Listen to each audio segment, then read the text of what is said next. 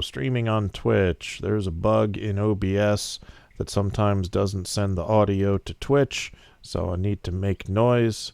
All right, we have audio. Excellent. Yay! Hi, Twitch. All right, and Dementia Radio now and recording in 3, 2, 1.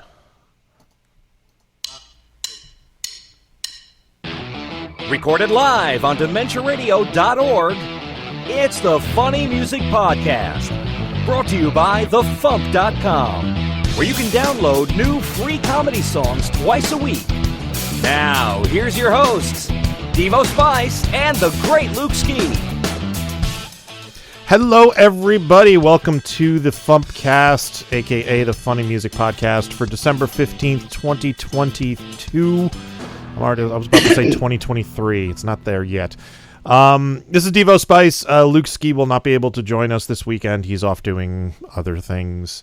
He's going to be out next week, too. So it's just me. And these fine folks. We have Lauren Mayer with us. Hi, Lauren. Hi. And we have Joe Vent, a.k.a. the Right Reverend Jarvis T. Hornswoggle. Welcome back, Joe. Hello. So, this is episode 652. The title of this week's episode is A Tasteful Voyage. And your job is to work that into our conversation somehow. And frankly, I can't think of a less appropriate title for this show. So, all right. So, let's do the catch-up thing. Let's get caught up with what Devo and Luke have been up to since last week. Or else Devo, if Luke failed and didn't show up. Hey, what? Oh, he's right. All right, so, first of all, I am finally over COVID. I'm testing negative again. Oh. Yay. Congrats. We had had to take Darren to a swim meet last weekend while I was still testing positive. So we were like taking all kinds of precautions to make sure I didn't get him sick. So like he was riding in the back seat of the car and the passenger side, I was driving, and like we both had masks on, the windows wide open, and we were driving to Long Island. I bought an air filter for the hotel room. I slept in the far side of the bed by the window. He slept on the opposite side of the bed by the bathroom, and we like put the air filter between us, and then we like built like a pillow fort, piles of like, like in World War I when they did the sandbags. We did that with the pillows. So cool. That's how my sister and I separated when we had to share a room. Okay, hang on one sec. Just need to tell my wife she does not need to go get Darren, speaking of the swimmer.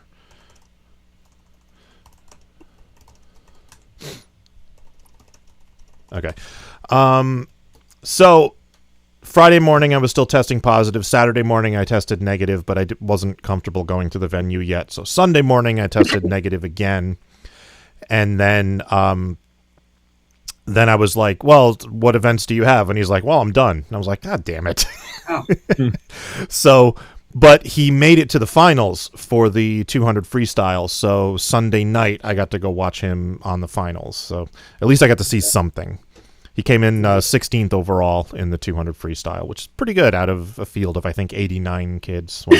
Wow. So That's great. we finally have our Christmas tree up. It's not fully decorated yet, but it is up in our living room, so that's a start. We are so far behind with all the Christmas stuff this year because like we didn't, for whatever reason, I don't remember what happened. We didn't have time to do anything the Thanksgiving weekend, which is when we normally do all this stuff. Following weekend, I got COVID. Weekend after that was the swim meet, and now here we are, and Christmas is in like 10 days, and it's like, well, we need a tree. We should probably do some shopping too. It's You got 10 days to decorate. Yeah, it's been a season. So Joe, what have you been up to? Welcome back. Oh, thanks. That's a pretty busy year. I think it's been more than a year since I was on the first time.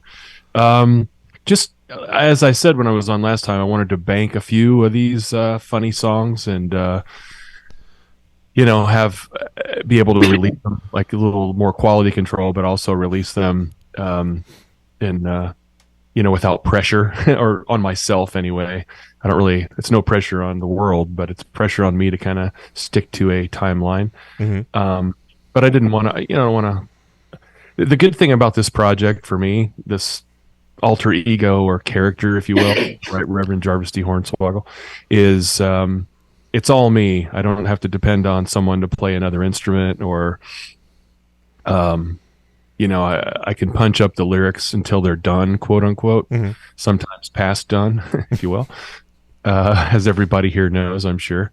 And that's, and then life in general. I mean, that's a lot going on. I'm also in a few other bands, and I'm in kind of a jump swing band called the Hungry Williams, which just released a record this last year and did the promo cycle and press and radio and all that stuff. Not much touring, not much playing, a lot of playing, but not too much. So I've been keeping busy. Cool.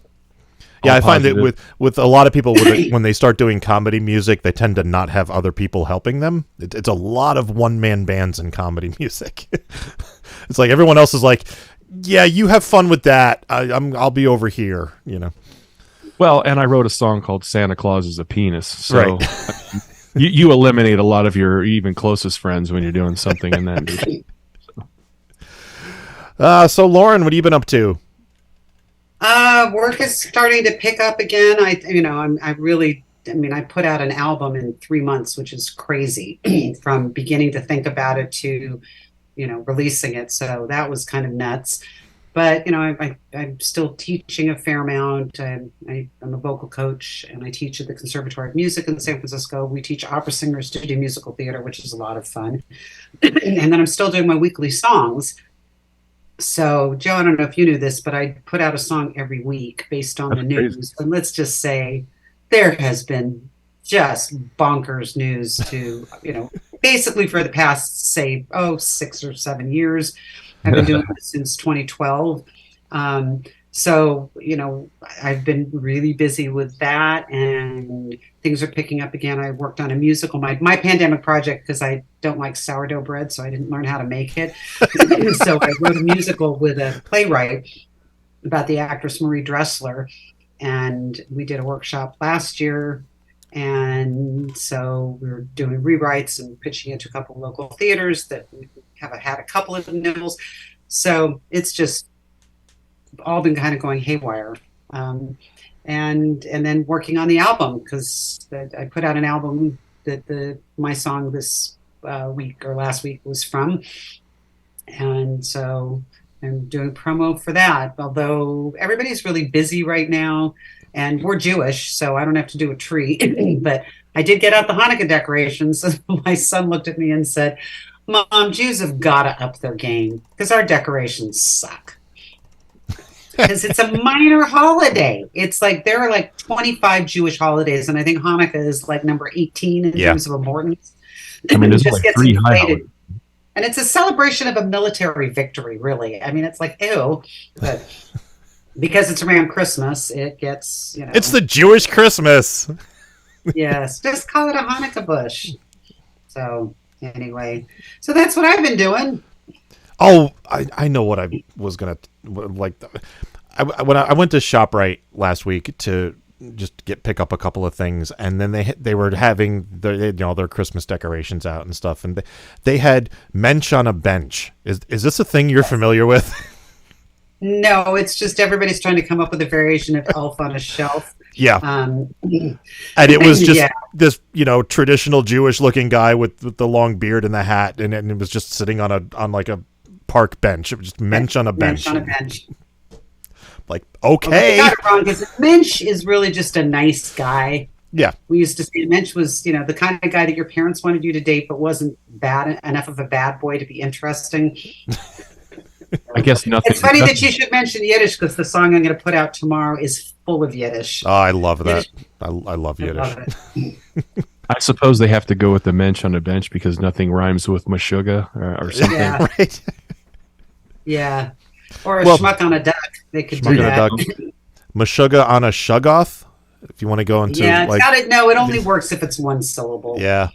So schlemiel on a wheel. I guess you could have a, schlemiel is kind of a dopey. Gold. You're spinning gold right here. Yeah, really. I saw one of Marjorie Taylor Greene that was blank on and I forgot what it was. Oh, it was an old-fashioned British punting boat. So it was blank on a punt. I made you laugh. I have now, I can die happy. I made Devo Spice laugh. You made me laugh before when you said you didn't like sourdough bread. So. Oh, okay. I'm just not a sourdough person. So everybody else was learning to make sourdough during lockdown. So, yeah, that was the but you mentioned that thing. most people don't write comedy together. Over lockdown, I did a lot of writing with Carla Ulbrich. Mm-hmm. Yes. So, yeah, I remember that. We just had somebody perform our Ban the Book song and send us a video of two people singing it a cappella, which was odd. Yeah, occasionally a couple of comedy musicians, they spot each other from across the room and they're like, we might be able to work together, We're the only girls here. Let's right. Let's stop. So yeah, we're going to do some more after the first of the year. So cool. She got busy. So yeah. So tell us about this song you posted. Give us a quick intro. We'll give it a listen. Oh, good. All right. So, and I thought this was appropriate for the Hanukkah season because people are starting to do parties. So the concept of my album originally was just, I get more airplay and more sales on my Jewish stuff. What else can I write that's Jewish? And I started researching, I'm a Jewish mother, so I thought I'd do that, but I started researching it and talking to people and realized I have a political agenda, which is that all the jokes about Jewish mothers are horribly negative. They make us we induce guilt, we're nagging, we're intrusive, we're interfering, our kids are never good enough, they can do nothing right. And that's still true today. Comics, even younger than I am, are still perpetuating that. So and it's not true. I mean, we may have eccentricities, but it was like, can I find something funny to say about Jewish mothers besides that we're horrible people? And so I started talking to friends, and I also talked to I have two grown sons. And I said, guys, do you think I'm a Jewish mother? Yes. And so one of their complaints was that I don't do you have to eat until you're sick, but instead of saying eat, they joke that I say eat kale. I'm always trying to get them to eat healthy. And I couldn't quite get a full song about that, but then my older son said, Mom, you have to do a song about the Jewish goodbye. And he and my two boys remember going to family events and large parties, and their joke was when Mom says it's time to go, that means we have 2 hours. Right. Because I would say it's time to go, and then I want to say goodbye to everybody. And what makes it even funnier is my older son got married this year. That's another thing I had this past year. And his wife is Irish. So now their joke is Irish people leave and never say goodbye. Jews keep saying goodbye, but they never leave. So I decided to do a song about the Jewish goodbye, but of course it's teaching people how to do a funny dance. So the ghost of Tom Lehrer's Vatican Rag is definitely in this song. All right, here is Doing the Jewish Goodbye by Lauren Mayer. When Jewish people get together with family and friends, we're so glad we've met together, we hate when the party ends. So we've got a ritual to bring things to a close, a sweet routine you may have seen, and this is how it goes. First you check the time and then start saying, kids, it's time to go. They know that means that they can keep playing 2 more hours or so. You make your rounds to say farewell to all assorted personnel and have a bit more brisket. What the hell? That's doing the Jewish goodbye.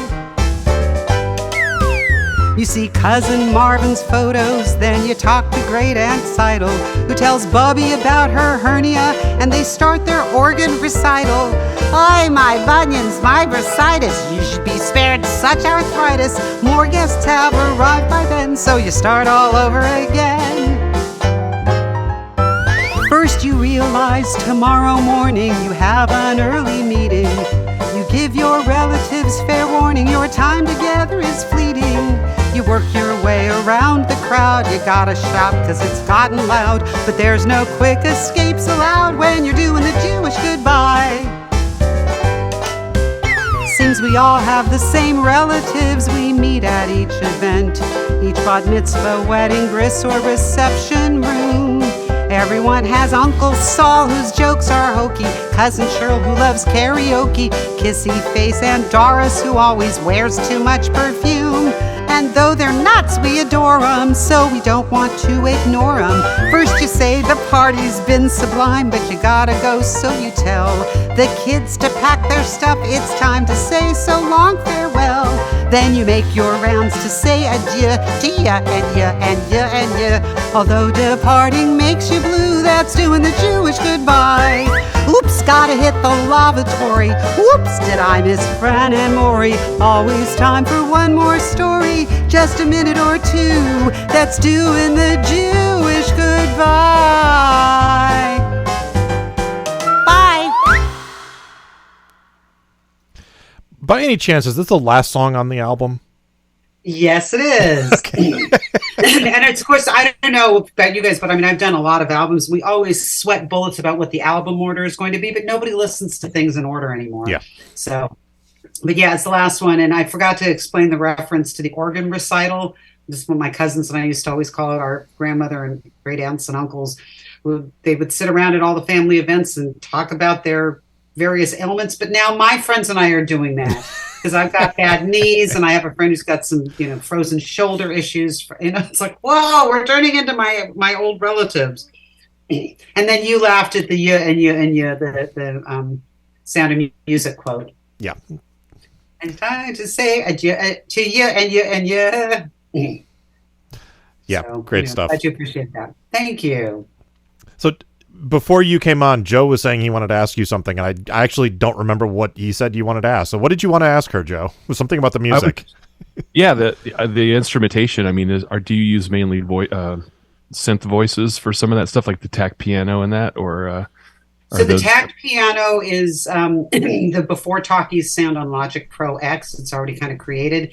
The banjo it's a banjo synth loop that I play really, like I turn the tempo way down, and then I can do the rolled thing that sound. I mean, I've been playing with this for a long time. That's why I do the banjo. Most of the songs on the album have real guitar. This one actually doesn't, because my engineer, who's a great guitar player, actually plays banjo, but he said it's faster to do what I did. And it is a real slide whistle. Oh, there you go. I recorded that live, although I recorded it a long time ago and I just borrowed it from another recording. But the drums are all either loops on Logic, it's a real piano sound that I added in with it's the Before Talkies patch, it's great because it's not too tacked. I actually did once get to play on a real tacked piano, which it's thumbtacks on the felt hammers. So that's the orchestration instrumentation on that one. But you have to listen to the rest of the album to hear the other instrumentation. That's cool. Yeah, you're using a lot of the same stuff. I use that tack piano, that Before Talkies a lot. I love that sound. That's a really good one. The other one the toy piano sound is fun, but it's not amazing. And then sometimes I'll use the glockenspiel to get that like fractured fairy tale sound, which is really fun. Yeah, but where did I put it? I did buy a real ukulele, and I'm determined to learn how to play it next time I have some free time in 2027. Right. So I don't know if people, because this is also available on video for people, right? Yes. Yeah, it'll be on YouTube tomorrow. So you saw a strange man walking through on sort of a tasteful journey through my office. Oh, come on. That's my husband. My office is adjacent to the driveway, so he parked in the driveway when he came through. So, well, if it was during the song playing, they didn't see it because I had the card up with your album cover on it. So. Oh no! All right. Well, you didn't see it, folks, but my husband walked through and gave me a little smooch. You could tell him to come back. It's fine, Yeah. It made the journey even more tasteful because nobody could see it. See, I got it in. I am too competitive. You can't give me a challenge. I was about to lay into it. But yeah. Well played. There's no rule that it can't be said more than once, so there's still time. Yeah, it can be said more than once. Yeah, but it would be sad and kind of pathetic to Like, why should anything on this show be different? Right. No. But if Lauren says it again, that'll actually be like, kind of cocky, so. And I'm not. Okay, gotcha. But it's tempting. I don't think the Jewish goodbye is restricted to just Jews. I can tell you that for firsthand. Yeah, my wife's Italian family does the same thing. Yeah. Well, there's another song on the album called Matzah Pizza, which I'll probably submit for a future one. It's about the links between Jews and Italians, and both of my husbands are Italian. I mean, not simultaneously, but I'm married to an Italian, and my first husband was Italian. There's a lot of similarities. And they do the Jewish goodbye, too. Yes. As a matter of fact, there's a lot of similarities with Italian mothers and Jewish mothers, except that we get made fun of and they don't as much. I mean, you're familiar with the Weird Al song Lasagna? Oh, yeah. I mean, I'm not saying it isn't done ever. Some people do, and there's My Big Fat Greek Wedding. But if you were to say, what do you think of when you think of a mom who pushes foods put on her kids, is over-involved in their lives, nags them, and induces guilt? You'd probably say Jewish mother. Yeah, that's the stereotype. And there's a song I have in there explaining how it happened, because we're the ones who's, I'm sorry, there are a lot more Jewish comedians than Italian comedians, and so they made fun of their mothers, and it established it as a trope, and then their Jewish writers piled on, and there weren't as many Italian stand-up comedians in the Borscht Belt. True. Figure. But yeah, the first time I heard lasagna, I laughed my ass off because that was my grandmother. My grandmother was pure Italian. Her parents came over from Sicily, and like she actually would complain that I wasn't eating enough. She's like, she literally said to me one day, "You're getting too skinny. You gotta manja." And when I heard lasagna, I died laughing. Oh, I got to actually send it to my ex-husband, because his mom, I mean, both my husbands are Italian, but his mother was an immigrant. My first husband's mom was an immigrant. Mm-hmm. And she moved to this country in 1948 until the day she died. She sounded like she just got here.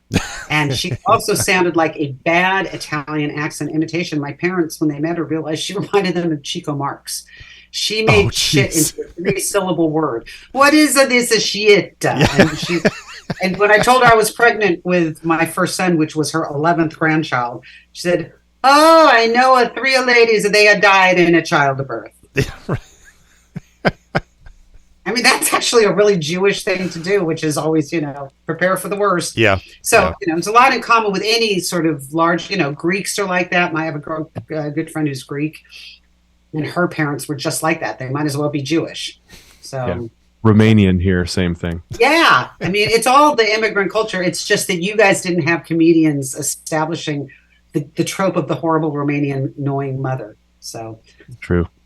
So anyway, and I can put one more little plug in for the album. I was just going to say, let's plug your album a bit. Well, sort of one little fun detail. I have 2 sons that qualify me for being a Jewish mother. My younger son is a musician, and he did all the drums and co-wrote one of the songs with me, and then did keyboards on that and bass on that song too. Nice. Which is kind of fun. Yeah, so that's called I Believe in Gefilte Fish. Excellent. So you have to listen to that. So the album is available on all streaming platforms, but please don't do that, because I get about 0.03 cents on Spotify or whatever it is we get. So if you like supporting the arts, you can do the digital download, which is $10 on my website, laurenmayershop.com. But I also sell physical CDs, and I will even sign them for a little extra, because then I have to wrap them up more. So laurenmayershop.com. But if you're cheap and want to do it on Spotify, I will not be offended. But do it from my shop instead. And then if you want to watch my weekly videos, they are on my YouTube channel, which is Psycho Supermom. And tomorrow I'm putting out something about the dark mystery of the Twitter files. Dun, dun, dun. Dun, dun, dun. They prove all sorts of nefarious stuff didn't actually happen, but they think it does. And of course, I had to get in an illusion. I don't know if you all saw the big announcement that Trump had today. Oh my God. Yes, I did. So I was on a podcast yesterday when we were speculating what the announcement was going to be. And the 2 biggest guesses we came up with is that he was going to form a new third party, which, because he was falling out of favor with the Republicans. And that seemed logical, or that he had picked Carrie Lake, the failed gubernatorial candidate in Arizona, who always looks like she smeared Vaseline on her video camera because she's so soft focused. So she was going to be his running mate. So when I saw the trading cards that aren't even real trading cards, you don't even get a physical trading card of him in superhero costumes. So I had to put in a little allusion to that in the song. Yeah, it's like when I saw that announcement, I was like, part of me was like, I can't believe this is real. And the other part of me was like, of course that's what he did, because of course that's what he does. Well, I had lunch with a friend and I told her about it, and she said, I thought that was a joke. I thought somebody just came up with a meme that was funny. And the thing is, you can't, all I do with it's people sometimes say, how do I do these songs every week? I just look at the news and set it to music. I don't have to say anything. I don't have to make anything up, because nothing I could have made up would be as funny as this. I know. I feel bad for the writers at The Onion, because they got to be just like staring at the news going, what do we do? What do we do? I did a song actually in early 2017, basically called Trump Killed the Onion, because how can the Onion come up with anything? And they really have gone downhill with this. How can they come up with anything sillier than what is? I know. I mean, Sean Spicer on Dancing with the Stars. I mean, it's just been a cavalcade of a material. I was I have a friend who's from Georgia and was very involved in the runoff and raising money for Raphael Warnock. I said, of course I'm thrilled for Georgia and I'm thrilled for sanity, but it would have been fun to have Herschel Walker in the Senate to make fun of for another 6 years. But it's a sacrifice I'll make for the sake of democracy. Yeah. So. Sometimes you have to give up the comedy. Yes. There's plenty of comedy left, though, fortunately. Sorry, what'd you say, Joe? I was going to say, you can still make fun of Herschel Walker. You don't have to stop. Yeah, my just inject a little note of seriousness. I really try to keep my comedy punching up, making fun of people who are more powerful than I am. And he's pretty sad. So, I kind of feel like I do think he has some football injury induced brain damage, and I don't want to make fun of him unless he's trying to run for Senate. So fair enough. And there's plenty of people left. I got Ted Cruz. I could do a song a day about him. So just in case your listeners were wondering where my politics lean. We had no idea. It was up in the air. Yeah. All right. So do you have anything you'd like to plug? You did plug the album. I haven't set the date for my live stream for January because I haven't figured out when I'm going to do it yet. So I do a monthly live stream on Facebook. I will have some live performances in January, February in San Francisco. I'm waiting on the dates at a place called The Marsh in San Francisco. And then hopefully taking my Jewish Mother album TED Talk into a synagogue near you. So I'm starting to reach out to synagogues, and I'm going to try to do an East Coast tour of synagogues sometime in the spring. So cool. Nothing firm yet, but I'm working on it. So maybe I'll even come to a synagogue near you. You might. I have no idea what synagogues are near me. So I'll have to find out. We're everywhere. Well, thank you for letting me on. Joe, I wanted to hear your song, but I have to sign up so I can get my video filmed so I can get it out tomorrow. So like I said, between the name of your act and the name of your song, how could I not listen to it? So I agree, and it doesn't even mention Herschel Walker, but Oh well, but does it mention? But that's because the song itself is a tasteful journey into Santa Claus land. See, you did it. I did it. Good to see you guys. Thanks, Lauren. All right, you don't even need another Fump Fest. You just need a Fumpers family reunion. Yeah, that's what we can do. Well, I'll just get together. That would be cheaper. Yeah, way cheaper. All right, bye, guys. All right, take care. All right, let's do some news. This is the FuMP. I'm not a robot. I'm not a robot. Whoa, I'm not a robot. No, I'm not. I swear that I'm not. I'm not a robot. But bad luck seems to plague him. No glory, just guts. Like an angel, who's been kicked in the nuts. I'm tired of outrage fatigue. New outrage every week. That's the Funny Music Project at thefump.com. THEFUMP.com. Tired.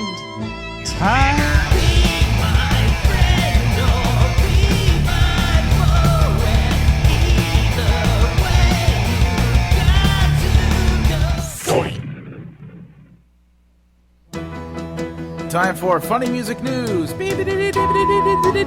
Something. In the news, UH Jeff has announced a new documentary. UH Jeff is, I forget Jeff's last name, but he was like Weird Al's official fan mail opener for the past 20 years or so. The documentary is going to be called Tight and Nerdy, the Weird Al Burlesque Troupe, which is about the Weird Al Burlesque Troupe. He says, at its core, this is the story of embracing that which makes us, well, weird. A story of learning to love yourself and paving your own way in a world that can often be harsh, and how Al has guided so many of us through the journey of self-acceptance. It's a story that I'm certain everyone here can relate to. You can find information about this at showgalsthemovie.com. And speaking of Weird Al, he has announced some additional tour dates in Australia, as the initial Australia tour dates sold out in about 3 hours, so he's added a bunch more. So if you're down under, check out weirdal.com and you might have another chance to go see him. And BandCamp has announced they will be continuing their BandCamp Fridays through 2023. The next one is scheduled to be Friday, February 3rd. So be sure to support your favorite funny musician on BandCamp Friday. All right, tour dates. On Sundays in Nashville, Tennessee, Steve Goody hosting at the Bluebird. On Thursdays online, Phil Johnson and Roadside Attraction. Also Thursdays online, Steve Goody and Brad Tassel at virtualcomedyshow.com. On the 28th online, Carla Ulbrich. On the 30th in Morristown, New Jersey, Carla Ulbrich. On the 31st in Muncie, Indiana, Mikey Mason. And on the 31st online, Carla Ulbrich. And birthdays. Coming up on the 21st, we got two. We have Eric Coleman and from Power Salad, Craig Marks. So happy birthday, guys. All right, Joe. Yes. Give us a quick intro to your song. We'll give it a listen. It's not really that intricate or detailed. It's a song called Santa Claus is a Penis, done through my character, the Right Reverend Jarvis T. Hornswoggle, who's kind of an early 20th century concoction, with all that entails. And I think it speaks for itself. All right, here is Santa Claus is a Penis by the Right Reverend Jarvis T. Hornswoggle.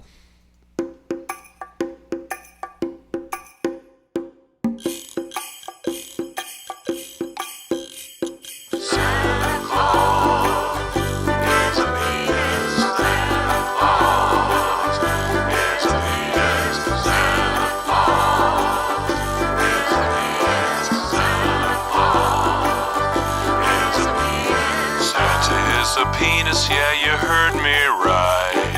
Riding in his sleigh, he stays erect all night. Santa is a penis, yeah, I'm telling you what. Spends all his time trying to get in your mom's butt. Santa is a penis, yeah, listen, son. It's only elves and reindeers that get things done. Santa is a penis and he always was. It isn't for the children that he does what he does. Santa is a penis ready to attack. Presents aren't the only thing inside his sack. Santa is a penis, yeah, you heard me good. When he sees your mom, he gets as hard as wood. There's no love lost between us. Santa is a penis, and he replaced old Jesus. I don't know what their deal was, but But Santa is a cock and he is not my friend. And truth be told, he is a true bellhead. He's coming down the chimney trying to get with your mom. The look on Daddy's face will only spur him on. Santa Claus, please go away, and don't you bother coming back on Christmas Day. Santa Claus is a thief. Santa Claus is a thief. Santa Claus is a thief. Santa Claus is a thief. Santa Claus, Santa Claus. Well, he ain't making toys and he can't pull no sleigh, but he becomes a hero every Christmas day. He brings all the joy, yeah, that's what we were taught. Taking credit for the presents that your parents bought. Well, I'm here to tell you Santa Claus is glad. He's trying to get your mom to sit upon his lap. Santa is a penis and a big a-hole. That's why he's in exile on the old North Pole. Santa Claus, please go away, and don't you bother coming back on Christmas Day. Don't you bother coming back on Christmas Day. Don't you bother coming back on Christmas Day.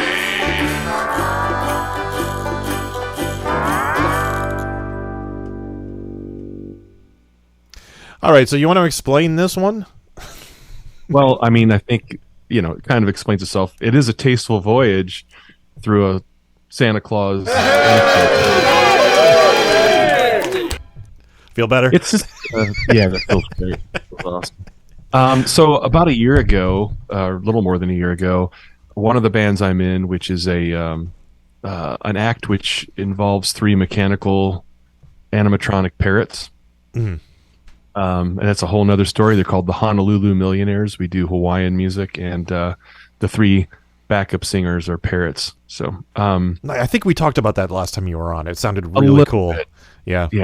That's a whole. It's kind of, that band is visual live, but we don't really do originals and don't really. I don't know. During the pandemic, I did some cover songs where either I or the keyboard player recorded a bunch of cover songs, and then our leader did videos for him. But anyway, I just kind of, they said, well, we need a Christmas song, so I just kind of winged that off. But since I'm forever stuck in 6th grade, I thought, well, shit, I'm going to write something that is the reason I got sent to the principal's office every other day for at least 6 years of school, and just go with it. And it's totally fits what the parrots would do. However, we never got around to doing it. So I thought, this would be great for the Hornswoggle character, and fleshed it out that way.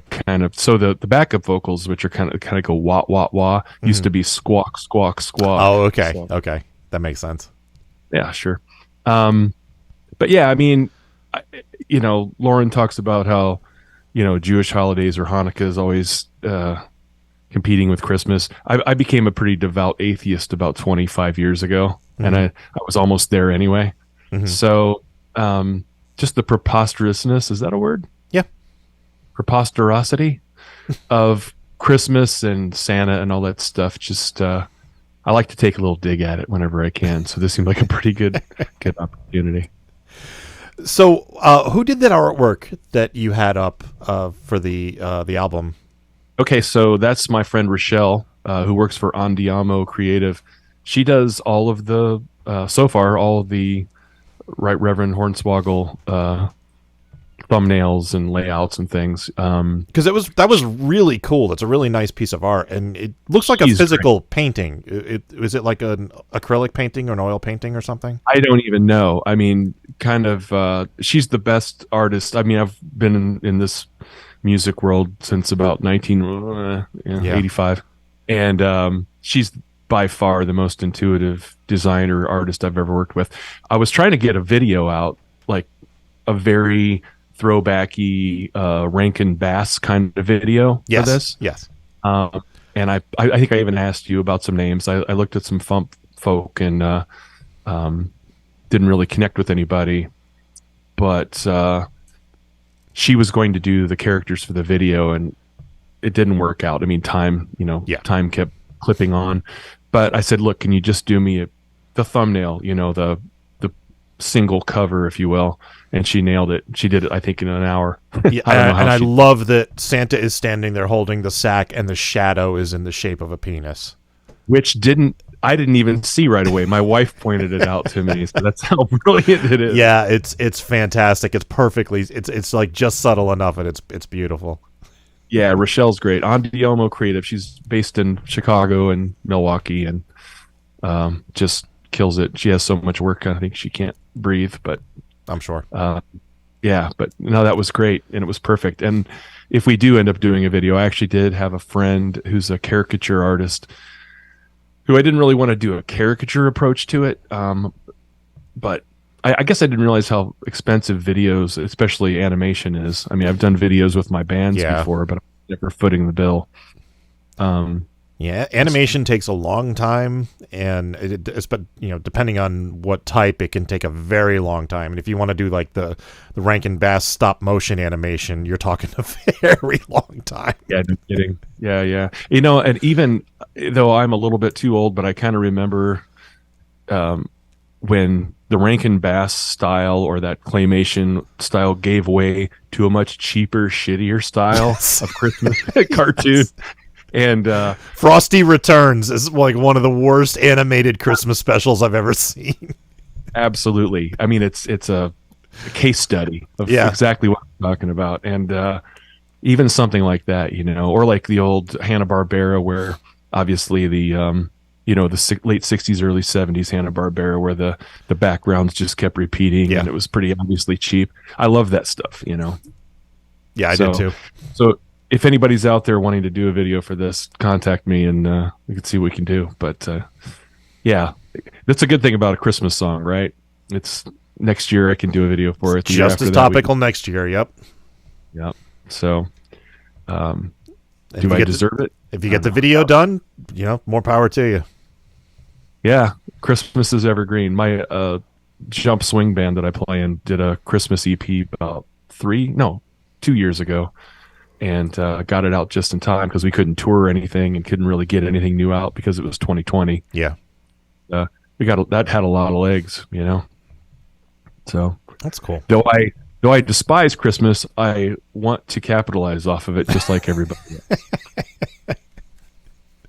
else. Nice.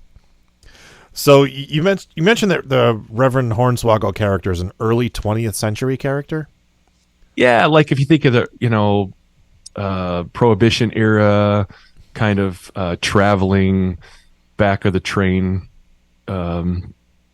traveling everything act.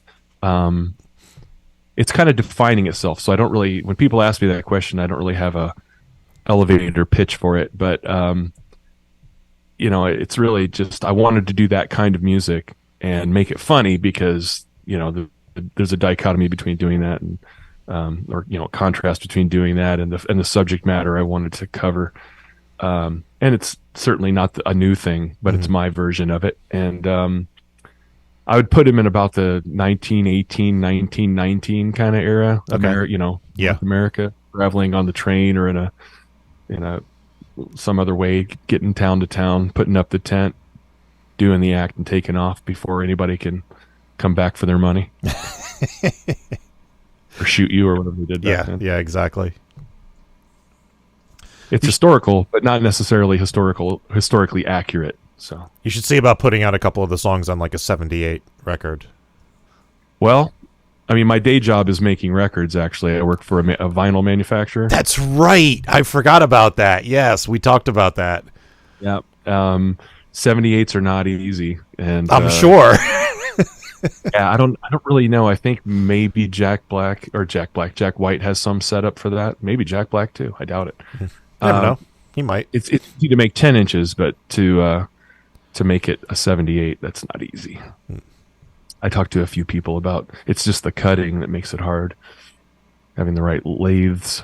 Yeah, I don't know anything about any of that process, but it's it's tricky. Still seeing the resurgence of vinyl? Is demand still strong?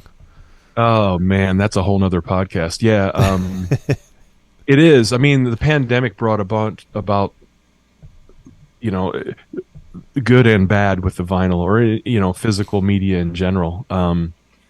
You know, people were sitting around and, hey, let's buy a turntable, let's buy a Macintosh amplifier, let's do this thing we always wanted to. Just people did it with everything, like sourdough or whatever. Yeah.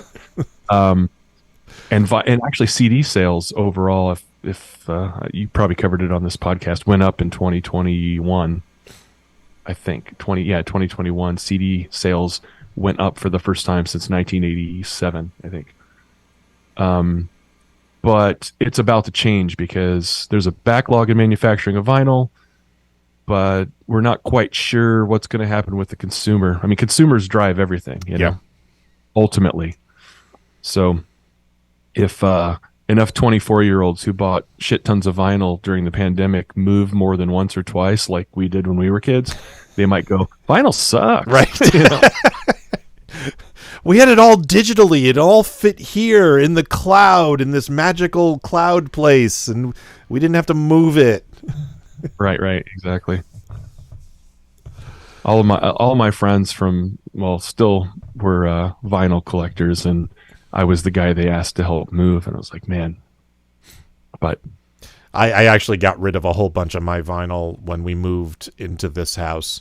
I had like 3 crates of it, and I whittled it down to one of just the stuff I really wanted to keep. A lot of it was, I was a mobile DJ in high school for like a half a year, so I had a bunch of like 12-inch dance singles that I played because they were popular at the time, but like I never listened to them again, and they had no value whatsoever.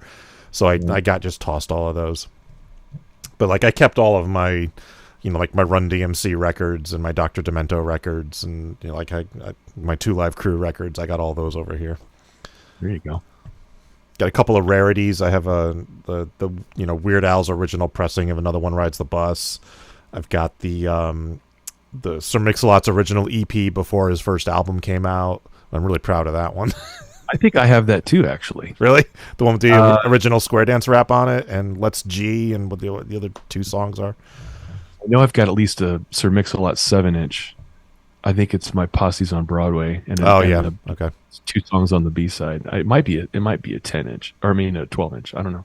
I think I have the Posse on Broadway 12-inch, because that was like, yes, I do, because that song is like one of my all-time favorite songs of his, and I think I bought it because it had an unreleased song on the B-side, but it also had like I forgot what he called it. It was like the Ultra Godzilla remix of Posse on Broadway, because he uses the Godzilla roar as a sound effect in the beat, and he just like overdid it on one of the remixes. I don't know, but I'll go check that. I think I might have that. I should have it right there, actually. It should be right there.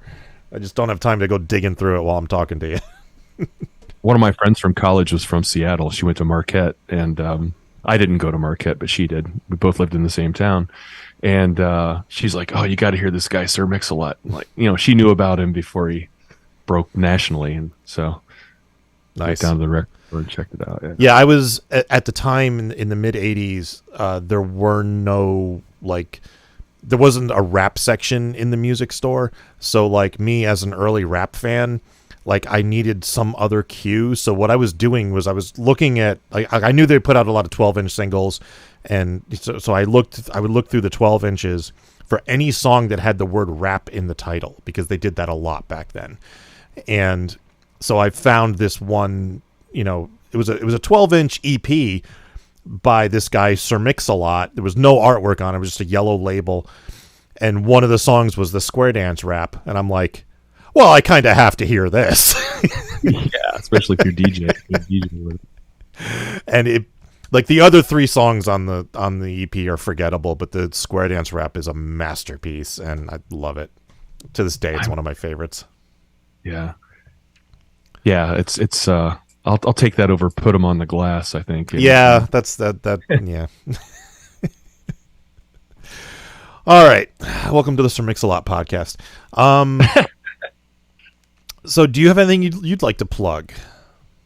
I mean, just the brand. I mean, the brand, the character, the Right Reverend Jarvis T. Hornswoggle. I mean, I have another one. I think another one that might make the FuMP next month. I think we talked about that. I've been that's already scheduled. I just need to post it. Yeah. So we'll see. I'm trying to keep the humor a little universal, but not so much, because then things get kind of beige. The next one is going to be a little more insider music, touring musician, from a 1920s perspective, I guess, but a universal perspective. So, Karen in Iowa may not get it, but I think it's going to be something everybody likes that listen to FuMP type songs. And yeah, the band I play mainly in is the Hungry Williams. We're a New Orleans based swing band. That's kind of not a money maker, but that's the serious band I'm in, even though it's a lot of fun. And that's pretty much it. And keep it to the Hornswoggle thing for this. All right, sounds good. All right, let's do some feedback. Making the internet absolutely ridiculous. Dementia Radio. www.dementiaradio.org. Port 8027. Please hang up and try again. This is the part where there's feedback. Feedback.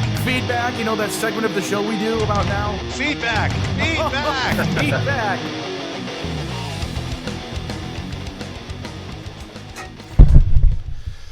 I was looking to see if I could get the Sir Mix-a-Lot single, but I can't find it. So, may not be in there. All right.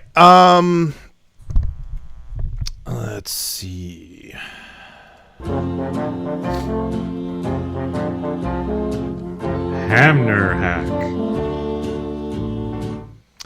Hamner Hack wrote, I would like to wish all the FuMPers near and far a very Merry Christmas, Hanukkah, Xmas, Life Day, Hogs Watch, Festivus, or whatever you celebrate. Soon it will be the new year, and on December 31st, I will be doing my best from the FuMP for the year on my show. And now, Saturdays 10 to noon on www.cklu.ca, and would love to know what your faves from the past year are. So, I wish Luke was here to chime in, but I went through the list of all the songs that are posted and picked out a whole bunch. It turned out to be like 15 songs that I think were the standout songs of the year. So I was just going to mention some of these. So we've got Take the Fire Back, Prometheus Has Left the Building by Worm Quartet. Shadow of the Dawn of the Rise of the Video Game Medley Part 5 Origins The Beginning HD by Insane Ian. I love the video game medleys. Sorry Mom by Mikey Mason. Too Fat for Rock and Roll by Toby Danger. Deep South Aggression, That's Nice by Bad Beth and Beyond. Sam and Dean by Two Sleeps. Still Quarantined by Devo Spice. Not to be egocentric, but I'm really happy with that song, and I still plan on making a video for it. Brandon by Worm Quartet.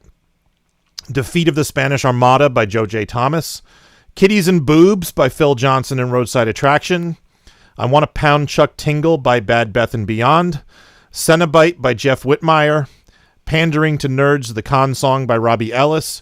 Wreath, The North Side of the Pole Part 1 by Money Shot Cosmonauts. And the song coming up by Dead by 28, which is going to be the last song of the year, which I'm not going to spoil the title, but it's a good one, trust me. So that's just my opinion. Your mileage may vary. And... Alvarant!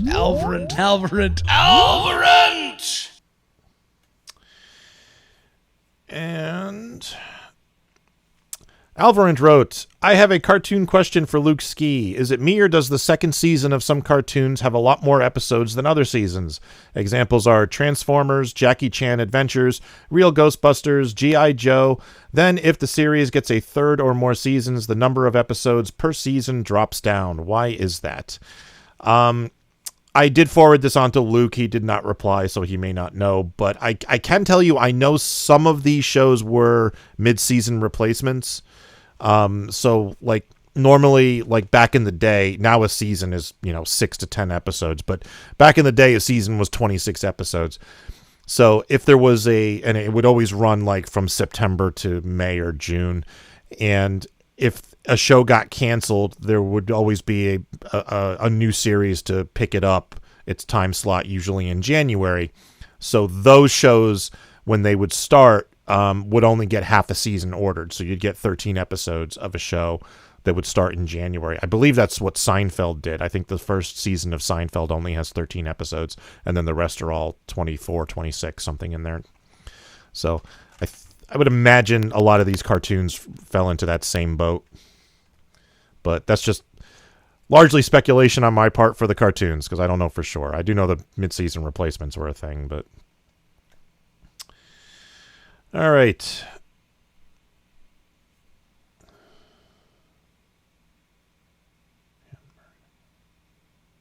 All right. Sorry, my headphones are crapping out on me. Gotta get these things fixed. All right, teasing. Teasing. He's a teasing kind of guy. Now you have a job. Yeah. Let's see if tomorrow's song is posted yet. I did contact the artist and like, dude, you got to post your song. Let's post the song. It's not posted yet. All right. So we might have to move some stuff around if he doesn't post it soon. And Tuesday too. Tuesday song is not yet posted. So can't tease anything. This week's Spotify playlist topic is going to be Christmas once again. So it'll be Christmas here on out until after Christmas. Then we'll stop with the Christmas because Christmas. So, all right. Lauren Mayer is at laurenmayer.com. The Right Reverend Jarvis T. Hornswoggle. I don't know if he has a website now that I mention it, but BandCamp. The BandCamp. Okay. Is it what is the BandCamp page? Oh man, you asked me. Okay, you asked me that last time, and I wasn't ready to answer it, but I could find it very quickly. It is TRRJ Hornswoggle, all O's, no A's. .bandcamp.com. All right, there you go. All right, you want to plug yourself one more time? I guess you just did. Right. But the Right Reverend Jarvis T. Hornswoggle, BandCamp, Facebook. There's only 3 songs that are released right now, and they're all available on all the other streamers: YouTube, Spotify. You know them, Apple, etc. You know them, you love them. You get your 300ths of a cent from them. Exactly. All right, let's get out of here. Thank you for listening to the Funny Music Podcast. I'm Devo Spice. Luke Ski will not be back next week, but there's Joe. Thank you for listening to the Funny Music Podcast. You can listen live every Thursday night at 10 p.m. Eastern, 7 Pacific at DementiaRadio.org and join us in the chat. Or subscribe to the podcast feed. Look us up on iTunes and be sure to leave us a review. Feedback for the show can be sent to info@thefump.com. The Funny Music Podcast is a production of Fidem Interactive, LLC, released under a Creative Commons share-alike license. Tell your friends. Tell your enemies. Shout it to random people on the street. And be sure to visit thefump.com for the latest funny songs. Tune in next week where you'll hear Luke Ski say, Santa Claus ain't the only one who's a penis.